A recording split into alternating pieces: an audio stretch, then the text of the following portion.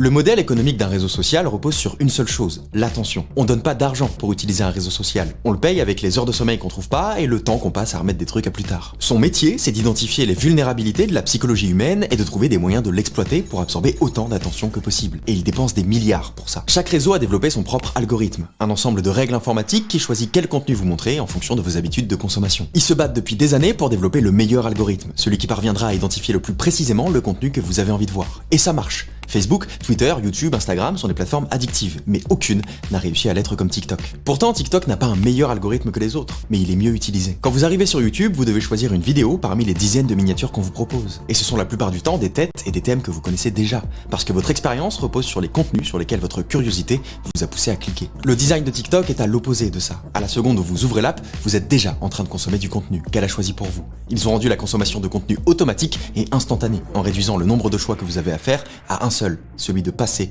à la vidéo suivante. Un swipe vers le haut et vous êtes devant une danse. Un autre et vous regardez un animal qui fait un truc marrant. Puis le sketch d'un humoriste. Et 10 minutes plus tard, vous êtes toujours assis sur les toilettes et vous n'avez pas vu le temps passer. Parce que vous n'avez eu aucun choix conscient à faire pendant qu'on vous envoyait à l'infini des contenus courts et stimulants pour tester vos centres d'intérêt.